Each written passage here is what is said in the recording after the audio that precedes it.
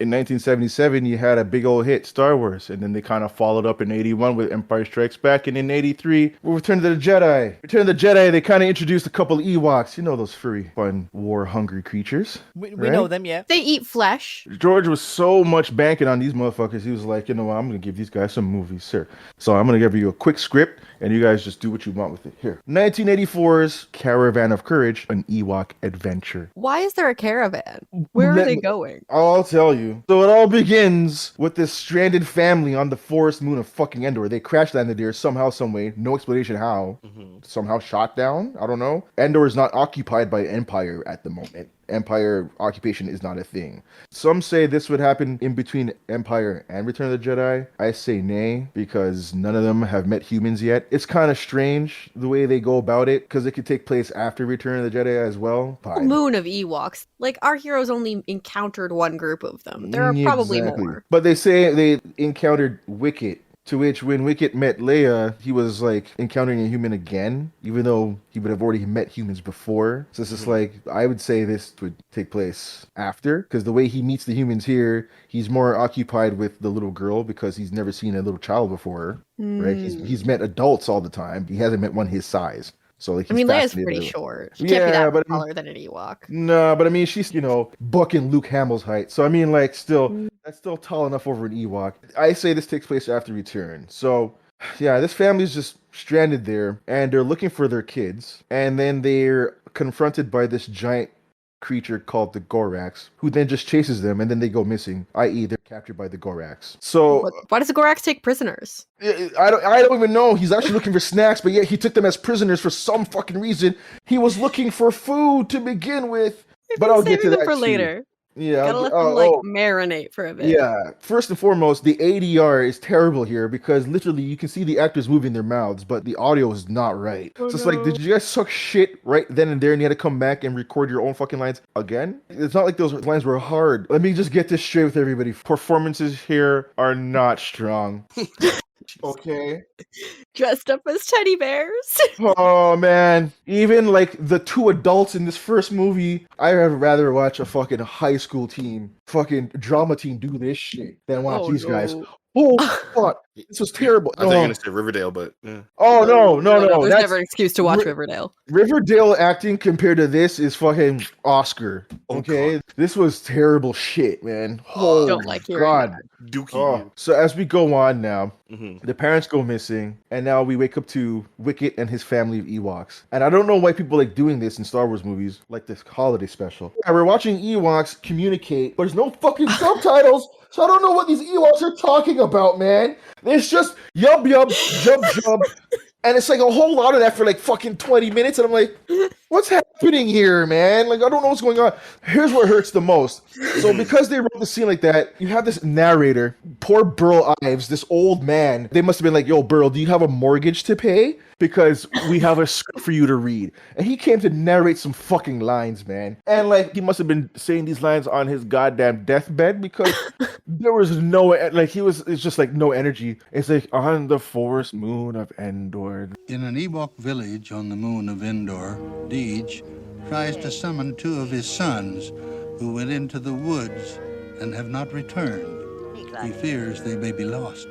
I'm like, yo, Burl, can I get you some water? Maybe a snack? Before you start, make sure you keep reading the script and don't fall into like telling me an old war story like Abraham Simpson, because you sound like you're about to drift off. Anyways, so per Burl Ives is giving me narration that I need, and he tells me that two more of Wicket's brothers are missing, or siblings, whatever, missing. And so the father now is going to go search for them by going fucking paragliding on his makeshift paraglider. And Wicket's just fooling around the house, because Wicket's just like the middle child-ish. Because they also have this little baby cub now, so Wicket's the middle kid, right? And like his mom's just like worried, and so he's just like, I'm gonna go join the quest too. So he runs off to go follow dad, even though dad's fucking paragliding. Anyways, having a great time. He's on a fucking holiday adventure. Shit, right? Wicket's on fucking foot. He runs. They go find the two fucking kids. Wicket somehow gets there somehow. I don't know fucking how he showed up on foot, but he got there somehow. He was a track star. Yeah, exactly.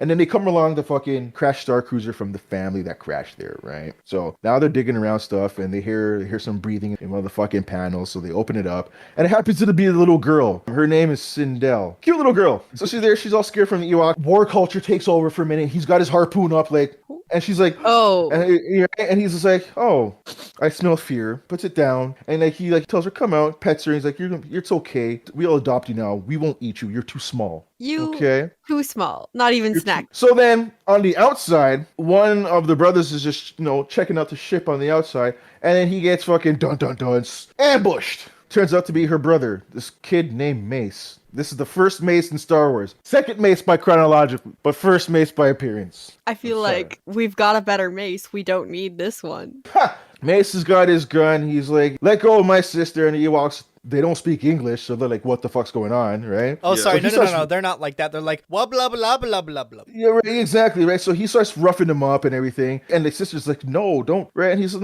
no, shut, I know better. And then like the Ewoks, war culture takes over. And then they ambush him instead, and then they wrap him up and they take him back to village. Sis, they're about to make your bro a snack. I'm so sorry. But plot twist, when they get to the village, friendship takes over like fucking Care Bears. And I'm like, wait, what happened? You guys were mad at him for attacking you. And then suddenly she's like sick, because like, I don't know, she's sick now, right? I guess She's a Endor child. They have the immune systems of whatever. And Endor has COVID. There. Endor COVID. Got it. So now she's down. Her bro's just like, oh, she's sick. And then the Ewoks are like, they don't understand, right? And then she's like, I gotta put her to bed and everything. And he's trying to get her to eat stuff, and she's not eating anything. The brother grabs her, puts her in a makeshift bed, and then the Ewoks are tending to her. So this guy starts stressing out. And I swear to God, for like 60 fucking seconds, this guy's just like, she's sick. She's sick, sick. And like, I mean, the whole scene, he's just saying sick. And the Ewoks are sitting there like, yo, bro, I got it. I know she's sick. And he We keeps don't saying speak it. English, but it's obvious.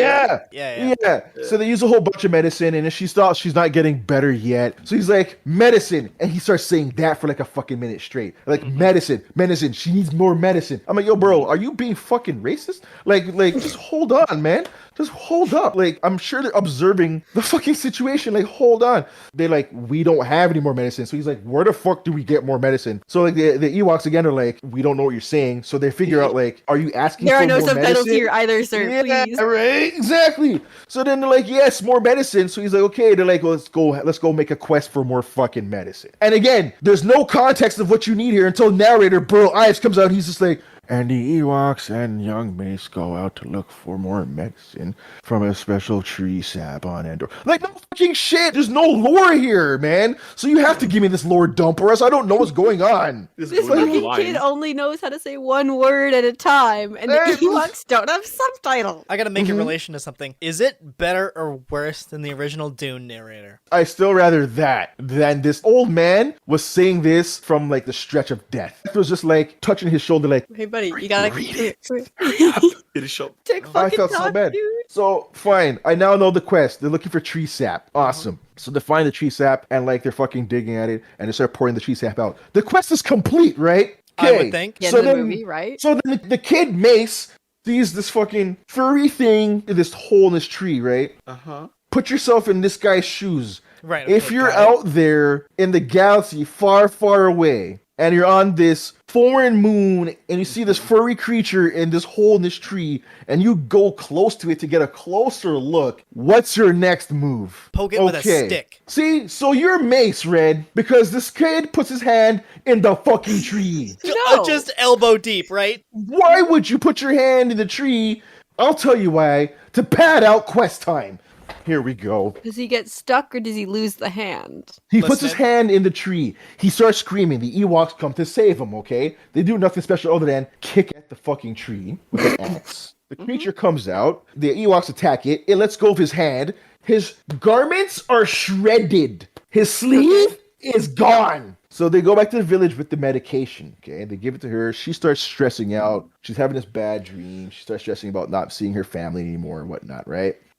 So she wakes up out of the dream. Mace goes over. Well, there's good old Wicket, like being a nice boy, consoling her, right? And then jerk ass Mace comes on over and fucking puts him one way, and then kneels by his sister. And Wicket's just like, what the bro? What the? Okay. So then now he kneels down. He's talking to his sister, trying to like comfort her. And then one Ewok grabs his hand and he's like stressing over his injury, right? He grabs the left hand that now has an injury on it, although it has a full sleeve. And his other sleeve's still torn. Why? Why? No continuity error. And I'm sitting there like, yo, bro, I'm fucking fucked right now. And even I noticed a continuity error. That's bad. Come on. So like next scene now, the injury on his hand is gone. Both hands. Didn't even fucking matter. Just like that. Excellent. It's gone. You know It's what? gone. Look, Healed. Right? There was It's sap the- in that tree that healed his injury. The sister now is totally fine. So one whole squeeze of this tree, and she's now like she's super juiced back to normal. She's teaching fucking Wicket English. And, you know, give it up to Warwick Davis. I love that guy. I love him for playing Wicket. He's the only saving grace in both of these fucking movies. Sorry, And my brain is still like, yeah, you're explaining all this absolutely buck wild shit, and I forgot there's a whole other one. This is step one. This is still 40 minutes in the fucking movie. It's This brutal. took 40 minutes? This whole thing that just went down was 40 minutes. I still have another 47 minutes to go. Anyways, I'm look. so sorry. Oh, God. Me too. So they go off, and like Mace is like, we have to go find our parents. So she's just like, I missed them too. Well, what do we do? And he's like, we're gonna fuck off in the middle of the night. She's like, I don't think that's a good idea. He wakes up in the middle of the night, grabs his gun, wakes her up, and she's like, I don't want to go. And he's like, listen, we're gonna go find our parents. So they walk off in the middle of the night. They get chased by this giant creature, and they go hide in this giant tree. Following morning now, the Ewoks, of course, follow the trail. War culture. So they found the kids, right? All the way there. They fight the creature, save the kids, and so they're like, okay, look, if you want to go find your parents, we have to go on a quest. What if I told you both these movies was Lord of the Rings, but on Endor? This would have been Lord of the Rings and the Fellowship of the Lost Parents. May I ask, That's is there an equal amount of walking? So- Because Lord of the Rings has a lot of walking. Oh, let's begin. So first, the Ewoks tell young Mace that he must go find Logray, the Elder. Okay, sure. Yeah, thanks, Gandalf. Right, get it? Logray? They make their way to fucking Ewok village. They find Logray. Logray tells them you gotta go on a quest. He gives them a fucking bunch of artifacts. They find a bunch of Ewoks to go on this quest with them. They give 3 of them a headdress, 1 in red, 1 white, 1 blue, standing for courage, blah, blah, blah. Next Are one. you sure it's not 3 hobbits, an elf, and a dwarf? Here we go. They gave the little girl this everlasting burning candle. They gave the boy this rock that he didn't want. A crystal goes to another one, and this tooth from this old beast goes to another one, and this old elder stick goes to Wicket. Wicket's just like, cool, I'll take the stick. Great. For the boy, it sounds like this was Adam, the frog Zord. Right, exactly. So he throws the rock, and Wicket walks past it, and he's just like, this might be important. We took this. So now they go Yes, I need questing. this. Yeah, exactly. So now it turns out the leftover artifacts go to the other Ewoks that they need to join their quest. So they find this one burly fucking Ewok that has this big old axe. Get it? They meet up, and again, you need the narrator for this. Because without the narrator, you're not catching shit. So he Half tells of your you that cast can't fucking talk. Yeah. exactly. So he tells you that you come across a burly, boisterous Ewok known as Chukatruck. But if you spell that out, it's Chuck Truck. I hate that. So they go questing. They gave the guy the tooth. So they're like, okay, that means I accept the quest, right? Accept the quest. So then they tell him it's to go find the Gorax. And he's like, oh, you can have my tooth. I'm not fucking with that. Never mind. Absolutely So not. the kid now, Mace, starts getting hyper racist a little bit, and so starts calling him. I was like, starts telling you're not brave, and blah blah blah. And so he takes an axe, he throws it to show him that he has war culture. The Ewoks just like takes his axe and then splits it down the middle of his axe, and he's just like, I've never seen that shit in my entire life. Gives him the tooth again, and he tells the Ewok, please. Can you join us? We need you. The fucking Truck's like, all right, I'm gonna join you. I chuck trucks. I chuck trucks, man. axes. Yeah. chuck And then trucks. they hand out the other artifacts to some other Ewoks you don't give a shit about. And they continue the fucking quest. And then in the middle of the night, they camp. And then they come across this field of these fucking, like, poorly superimposed but animated, like, light bug. Think Tinkerbell, but, like, as light bugs. Actually, what And- I'm thinking is the little holographic guys from the Christmas special. If you recall, like the Cirque du Soleil guys. A little bit, but it's more. They're all yellow and they literally like a firefly, but as like a Tinkerbell. Literally, Got it. one joins their quest with them because they got a fairy now, and they go wake up and they run up and do their thing, whatever, whatnot. Fuck it, I'm cutting it short because this is getting this. It's Yeah, the this whole. is- The we have whole 2 more quest is- movies. Yeah, the whole quest is stupid as shit. The quest pad time was 1. Sister gets put into the carriage because they have a horse with. They have horse. Are you hang on. It is someone's back lot of someone's farm in California. They're like, you can film here. It's cool. Beyond that fence is a giant forest that you can pretend is Endor. Do you need some animals you can rent out? We have goats, and horses and chickens. Are you telling me that Endor is just old McDonald's fucking farm? Yes, It's Skywalker Ranch. I get it. Yeah, get it, right? So now they are on horseback with this giant fucking. They're trying to put her in the carriage, and Wicked's playing on the tree. It snaps the branch. The horse gets scared, runs off. They have to go chase her down. That's one quest. Second quest was the fucking bugs there, whatever. And the third one was some extra other bullshit that only a child like Mace would get into. He looks into a river and he touches the lake, and also suddenly he's absorbed in the lake and he can't get out. Oh shit! He looked into the marshes and he went in. It's the marshes. And then they struggle to get him out. And then Wicked's walking stick is a elder stick from this elder Ewok from long ago. Everything they try to use to like put in the water to grab Mace, it disappears on them. So like he puts the magic stick in, the wonky stick, and it doesn't disappear. In fact, it's anti-magic and it magics the fucking lake back. And so they're able to save Mace, and he comes out like, "Thank you, bro. We are Ewok brothers now." Mm-hmm. Wait. If we're gonna extrapolate a little bit, magic is the Force. Magic This is is the Star Force. Wars. Shino doesn't even want to deal with that. I can't blame him, but if the Force is magic, like that's how that works here. And this stick is anti-magic. Is this an anti-Force stick? It's a Deus Ex Machina stick. I'll tell you that much. Lake no longer is solid. Mace, you are Was now this safe. parting the red fucking sea? Okay. It was just literally, I can touch the stick now and I'm out. Magic is done. Guess what, Wicket? You no longer need the stick.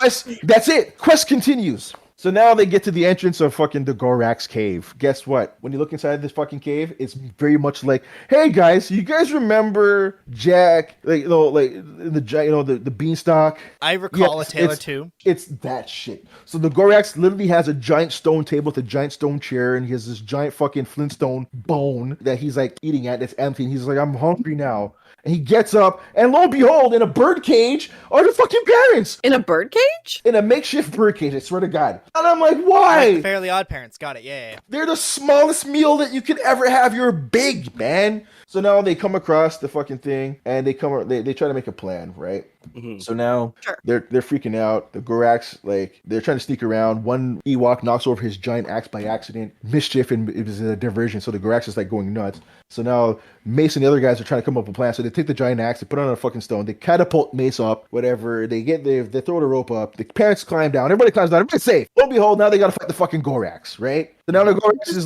chasing them the whole time. Yeah, exactly. So now Gorax is chasing them down through the fucking tunnels of the cave, right? Spooker Truck decides to say, fuck it. So he starts axing at the dude, and Gorax is feeling like, oh, you're fucking my toe. Did you just stub my toe for me? I needed to clip that corn and those toenails anyways. So he's just thanks axing. for cleaning up my bunions, my guy. Exactly, right? So then Mace comes back, and the little Tinkerbell thing is going nuts, like, I can help. So he throws her up, and she starts buzzing around his fucking face like crazy. He's like, oh no. So he's hitting the cave, and rocks come down, and guess what? Mace? Guess what? You got Chooka Truck killed, bro. You're Rodimus Prime. Your actions got him killed. Okay? The rocks crushed. Yeah, exactly. The rocks crushed poor Chooka Truck. Not Chooka Truck. Yeah, so Mace now kneels down. Rip Chooka Truck. And he's like, exactly, rest in peace. Yo, everybody take off your hats for a moment of silence for Chooka Truck. Yeah, man. So Mace is now kneeling over and crying for this fucking Ewok, okay, that he just helped murder by accident, okay? And so now Chooka Truck's like, here, take my axe. He's like, no, this axe and my is sword. My axe. Yep. Right, and look at my face carefully as I act this out. He's like, no, this axe is yours. You're my friend. We're friends. You have to go with. He's dead because you killed him, Mace. Jesus. Some friend you are, man. And he's like, okay, I'll take the axe. He takes the axe, and he fucking Chooka Truck dies. Chooka Truck, the actor, was just like he literally did everything like a seasoned actor, hand on face and everything. Absolutely killed it. Killed his role. Brava, encore. Anyways, so now they run out the fucking cave, and the Gorax follows, right? They come up with a plan to trip him over into this fucking ravine. They have this rope, and he trips over it from the stairs that he made, and he falls into the cave, but he doesn't quite fall all the way through. They're like, yeah, we did it. Yeah, let's see. And then he dun dun dun comes back like a fucking Balrog. And so Mace now takes his buddy's Chooka Truck's axe, dun dun dun, and then chucks it, and it lands in fucking the Gorax's neck. He's like, my deltoid, and he falls over, and then that's the end of the Gorax. That's it. And so then they got a cramp and died. Yeah, thanks, Rancor. Yeah, exactly. That's exactly. He missed a visit to his fucking chiropractor, and this is what happened. Yeah. So they escape the cave. Everybody's happy and safe, and we roll credits. That's the end of that adventure. Okay, I'm gonna give you part 2, the Battle of Endor. The Battle of Endor. Battle for Endor. As if that wasn't a battle on Endor. I don't know if I call that a battle. That might be a skirmish. So the Battle for Endor. So we open up back on Endor. Guess what? That family that we just met. Did you like them? Maybe not. Maybe like the daughter. She was innocent. She was cute. Group of people who all have faces. I think it's the kindest thing I can say. So now we open up 6 months later, even though it's a year later now, because the movie was 1985. So like she grew just a little, so it doesn't look like exactly like 6 months, but you can kind of get away with it, right? She's a bit more pronounced in her words, so she's much more of a more of an actor now, right? Compared to she doesn't sound like one of the Rugrats anymore. Yeah, got it. Exactly, right? You know what I mean? She and Wicket are probably the saving grace in this fucking movie. Anyways. So now we open this fucking film up. Dad now has fixed the starship, and they're ready to leave Endor. Oh, I don't. That's a good question, Table. That's a good fucking question. The whole planet of Endor is trees. The whole fucker is trees all the time. I don't know where he got technology to fix the Star Cruiser, but he did it in 6 fucking months. So now in 6 months, they have taught the Ewoks a bit more English. So now Wicket speaks a bit more fluently in English, which is cool. Excellent. Awesome. No subtitles needed. Excellent. Yeah, exactly. It helps with the script, right? Exactly.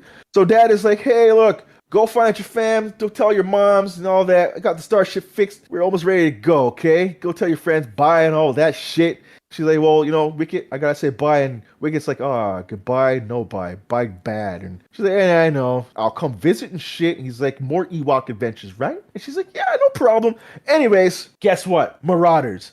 Everybody's getting murdered. And guess what? Remember that kid Mace? Now he's got a haircut. And I'm thinking like, hey, that front cover poster shows like a hero figure standing there with a fucking gun. I see. Who is that? It looks like knockoff Han Solo. I want you to ask that question one more time. Go ahead. Who is that? Knockoff Han Solo?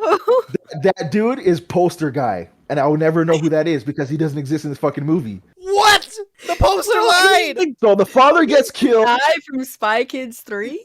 That's literally it. Yeah. The father gets killed, the mother gets killed, the brother Mace gets killed, and so she's orphaned now. So now she's out there hanging with Ewoks. Yo, where's that man when you need him? So now they're running from the Marauders, and she's like, they killed my whole family. I don't know what to do. And Wicket's like, you live with me now. You're an Ewok. And she's like, and sorry, there was also this witch that showed up. Okay, I'm not even gonna give you a name because I don't even give a fuck. She was totally useless in this fucking film. So look, they're looking for this power cell from the ship, right? The big enemy, this big fucking Scourge guy, comes in like with his fucking helmet and shit, and he's like, "Give me the power." And the dad's sitting there like, "Yo, I don't know what you're talking about." He's like, "Give me the power," and he's like, "What do you want? You want the ship? Take the ship, man." By the way, I forgot to mention that they all wear these fucking things called life bands that you've never heard of before in Star Wars. That apparently lets you know who's Life alive. Day celebration? No. Oh, listen, check this out. Plot convenience. This band lets you know who's alive and who's dead in your family. What? By color coordination. Item is that? I don't know. But they all had one. Red was bro, green was mom, yellow was dad. Cool, whatever. It doesn't fucking matter. Bro. All those colors were fucking out, and she was the only one left, and she's like, oh wait, whatever. And now they're on the run from Marauders. And 6 months ago it was a goddamn Gorax and stupid ass Ewoks. This week is Marauders and shit. This is a different fucking level. So she's on the run. Wicket's got no family. His family got captured by the fucking Marauders too. So they're like, oh, I don't know what to do. So the king shit Marauder tells the witch, like, go find the fucking the child because she has the power. And she's like, I don't even know what the fuck you mean, but I'll go find this kid, no problem. So she has this ring that she turns it. She can turn herself into a fucking bird. Yay! She turns herself into a fucking raven and she flies off. Wicket and Sindel are now camping out nowhere. Right? They're stranded. So they come across this fucking creature called Teak. And Teak's just this white fur creature who tried to steal from them in the middle of their sleep. Wicket heard him, woke up, and they had a confrontation. And then he tried to kill him. War culture. And then she was like, "No, don't kill him. He's just looking for something to eat." And he's like, "Yo, bro, I'm just chilling, man." To eat. Exactly. And Wicket's just like, "All right, she too. says you're cool." He doesn't do the war culture thing. And then suddenly, he's literally communicating with him, like, do you want somewhere to stay? And she's like, you know where there's somewhere to stay? And he's like, yeah, follow me. So they follow him. So they find his fucking hut. Abandoned looking a little bit. There's stuff left over and everything. So they decided to make home in there, right? And this fucking old man shows up. Guess who? Guess who this old man is? Guess who? The Ghost of Obi-Wan Part 2, Electric Boogaloo. Wilford Brimley. Why is Wilford Brimley. Diabetes man. I'm Wilfred Brimley, and I'd like to talk to you for a few minutes about diabetes. He's not talking about diabetes in this movie. He's about talking diabetes ass in this movie because he wants these Ewoks out of here. Oh my god. And he's like, yo, I want you out. You brought these fuckers home and blah, blah, blah. And they're like, yo, man, they're stranded. She's orphaned and they're hungry. And he's like, yo, get the fuck out. So they leave and everything. And he's just like, he's sitting there and he's thinking about it. And Teek's just like taking all these little tidbits of things and he starts stuffing them. And he's just like, yo, bro, if I catch you feeding them motherfuckers, I'm in big trouble, all right? Caring is not caring. So he turns his back. Of course, Teek runs out, shares the food. He turns and sees his shit. Old man gets a warmer heart, right? So then later on, he lets them in the fucking... Yeah, got it. Yeah, exactly, right? So he lets them come in the fucking hut. They live there for a little bit. So he's crashed landed there too. He's been rebuilding his fucking start. Well, he doesn't tell them he's been rebuilding his starship. He runs off every day to go do something. He comes back like 8. Yeah, he fucks off for like 8 hours. He comes back 8 hours later and everything. So like Sindel's like, yo, fuck it, let's go follow him one day. So they go follow and they see that he's building a starship and everything. They run back off. He has a confrontation with them and gets mad for following, but like whatever. Now the secret's out. The fucking Raven Witch now shows up in the middle of the night. She turns herself, like transfers herself into like this very attractive like fucking young witch lady. She starts singing this old nursery rhyme that Sindel knows. So she goes and follows the voice, and then she gets captured, of course. So now the old man's just like, suit up, we're going on a quest, Wicket. Yeah, so they're out there. So now your hero figure is not the dude on the poster with the fucking gun, but it's old ass diabetes Wilfred Brimley out there with a goddamn stick in his hand. He doesn't have a gun, though. Let me see. No. Yeah, so we got diabetes versus Elvira in the Skywalker Ranch still. So now they go questing for this motherfucker, right? So now they get back to I'm gonna cut it short too, because they get back to the fucking castle anyways, regardless of all the bullshit in between, all that crap. Still not over there being a castle at all, for the record. Yeah. Yes, Table, yes, because when I saw it, I said the same thing. Random castle is random. It's just there on Endor. It doesn't even make sense. The only thing here are fucking trees. And I mean, like, it's a structured castle too. It's like it's got the four books, like the chess piece. Like it's like I'm like hello, where? So they get to the castle now. They infiltrate, and it's this big old thing where they get to the dungeon where they're captured, right? So you have the witch fucked up because she had no answers for like what the power cell thing was, right? Sindel's literally telling the king shit like, I don't know what you're fucking talking about. I'm like 10, bro. Like I don't. So they put him in fucking cages and whatnot. And so she's talking to the witch, and the witch is just like, yo, showing the power. And the little girl's just like, yo, and the little girl's literally in the audience. She's like, yo, listen, I'm a little girl. I crashed under here on a fucking Star Cruiser. And the witch is like, yes, the stars. It's like, no, that's a Star Cruiser. And she's like, okay, now unleash the power. And she's like, she's putting at the fucking power cell that's just lying there. And the Sindel's is like, yo, that's a power cell. I don't know what you want me to do. All you need to do is fucking plug it in. And the witch is like, I don't know what you're talking about. It's a starship. So now they get to the fucking dungeons. Two Marauders are playing poker, right? Against each other. The little Teak guy goes and runs to capture keys. His fan gets fucking caught under one Marauder's ass cheek, right? So now he puts one card in the guy's sleeve. He bends over to fucking play. The sleeve comes out. The two Marauders get up and they fucking Han Solo, Guido themselves. And they fucking shoot each other. Which one shot? Someone definitively didn't shoot. Which one shot first? Which one shot first? The one that was sitting on his ass, on his hand. They both went down. And they got the keys. And the Ewoks made noise. Anyways, so they open the cages. Yeah. Yeah. The witch is seeing everybody get freed, right? So she's like, yo, free me. I'm a victim too. Bitch. Yeah, and Wicked's just like, okay, cool. I'm gonna. And then Sindel runs up, she grabs the keys, and she's literally the audience again. She's like, no, she's fucking evil. And she throws the keys in it, and it falls in this fucking drain. And the witch is stuck in the cage, like, oh shit. And like they leave, and that's it for the fucking witch. She's just stuck in there, and that's it for now. So now they run off, and they try to escape, and it's this big old battle against the Marauders. So they escape the castle anyways, right? And then Kingship Marauder's so pissed, he frees the witch, and he tells her pretty much you have one last chance. So she transforms into a bird. He takes her fucking ring, and he puts it on around his neck, and she's stuck as a bird now. So she flies off. To go live bird life. So now these guys, the king shit and all that, they go follow the other Marauders. It's this big old battle too against the Ewoks. And of course the Ewoks they were like, let's fucking do this. Yeah, so now they're battling these Marauders, and like I mean, no, Marauders are like, they're big and they're essentially fucking orcs, okay, man? And Ewoks in this movie, I understand. Yeah, this is literally that. And I'm like, the Ewoks, they put up a good fight here and there, but I mean, Marauders they're like kicking shit, right? At the end of it all, it comes down to a one-on-one battle between Wilfred Brimley's versus King Dick Shit Scourge Marauder himself on a one-on-one battle versus Stick versus sword. But the battle went down, and for some reason, Brimley's fighting one out, and the capable fighting one-on-one. And I'm like, no, that's a stunt double and a fucking beard, man. At the end of it all, he wasn't gonna win that fight because Scourge is a big old fucker. And so Wicket, like a hero that he is, because Wicket was bloodthirsty that day. He chose violence.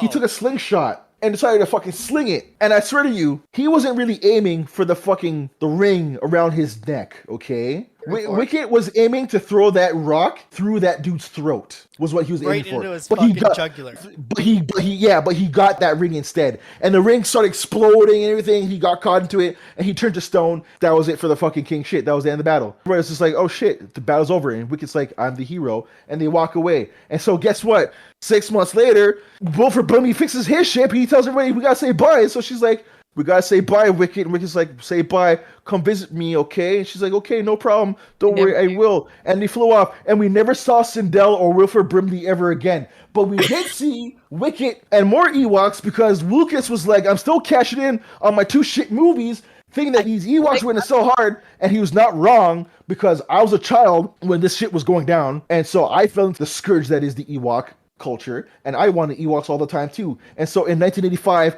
3 months after the release of Battle for Endor, Ewoks had a fucking cartoon ASAP. It ran for 2 seasons, man, and I was there for that too. And for some reason, they all spoke English. Just cause. All of them. But yo, my friends, those are them Ewoks movies, man. I hate that these exist. I'm really glad you watched it and I didn't have to.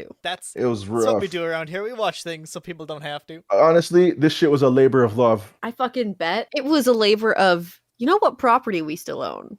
Let's not do anything with more Jedi or Sith or smugglers or bounty hunters or scoundrels. Let's give them more Ewoks, man. With what? Horses, goats, and chickens, and witches, and Goreks, and marauders, man. First about that list, actually, the horses. Because horses are like plains animals. They don't do well in forests. Are horses an invasive species to Endor? I don't get it. I could never picture like an Ewok on horseback, but lo and behold, it was a thing. And thus I knew they mastered war culture. And now what I really want is Caesar and his apes versus Wicket and the other Ewoks. Wait, right now. Disney owns both those properties. They could do it. There's nothing stopping them. That smells like a Simpsons special, 100%. Look me in my hurting eyes. I'm so sorry. You wasted 3 hours of your life on Ewoks.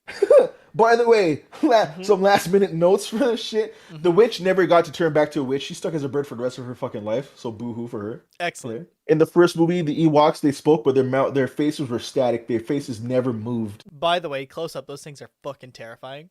Very Those things are terrifying. good from 10 feet away. What really gets me as well is just that I cannot tell you where I've seen the actor playing Mace, but I've seen him in things. I guess so, but it wasn't in Star Wars because they never asked Mace to come back because they killed his ass and his family. They replaced him with a better Mace in verse. Oh man! So what I'm hearing is this is some of the projects that Kathleen Kennedy has. That's why they won't fire her. It's the comeback. Oh, don't worry. Oh man, when I say special effects, there sure was a VFX budget, wasn't they were there? Yeah. This was Star Wars made for TV, but made for TV on a 1980s budget. So crunch that in. Some sci-fi in the 80s. You know, some bits really good, other bits probably better than this. Yeah, the little girl Aubrey Miller and Warwick Dave or Wicket were the 2 finest actors you've ever did see on screen compared to everybody there.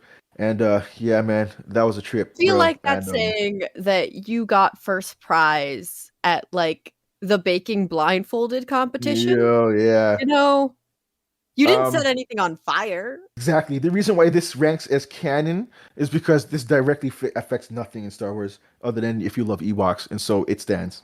No, man, but like I'm still thinking about the magic thing and the relationship with the Force, because like that would mean that magic is real and it can do shit like that. See, Table, this is why you're my favorite member here, man. Because in Legends lore for that witch, Dark Horse Comics, because they're kings, they took everything that was lore. Everything, even the holiday special, and they made that lore, they made it cohesive, and so they made that witch a human adoptee for the Night Sisters on Dathomir. Oh, and so she learned her magic there. But now in canon lore, that no longer exists. Hang on, if she's a witch from Dathomir, why doesn't she know what a battery is? Table, I sat there for 137 minutes. I'm like, yo, your marauders are using fucking laser rifles, bro. But you don't know what a battery capacitor is? No, You're a fucking bitch. Anyways, yeah, those are those movies, man. I'm so Death appeared. Goddamn.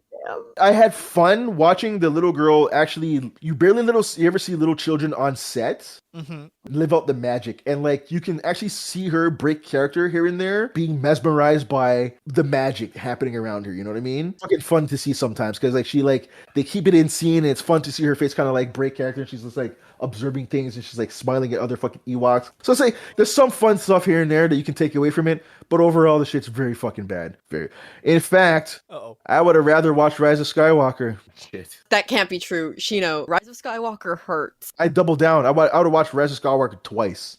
I'm just shocked. This shit was fucking mesmerizingly bad. I understand. Hang on, I got a dumb question though. Is it a level of bad that like just don't watch it, or is it like once it's on, you just can't take your eyes off of how bad this fucking is? I'll put it like this. Eric Walker is the kid who played Mace, okay? Eric Walker is his name. He was the one who petitioned to get both these movies back on Disney Plus. Good for that guy. He's not ashamed. No, he's the one who got it signed. Everybody signed it. Disney Plus put it back on there. So yeah. Wait, was this the same man that's trying to get the holiday special there? There you go. And to paraphrase a one Beastie Boy on our network here, who asked? Because it wasn't us. Asked. He did it anyways, and here we are. I am never getting back the 3 hours. I'm 3 hours older now. Never getting it back. I'm so sorry. I have 3 hours more of Star Wars knowledge that doesn't apply to fucking anything. You actually can't use it for anything else. Fucking forget no. it. And that's the end, man. Don't watch these, please. Thanks for tuning in. If you like this video, go ahead and button mash a thumbs up.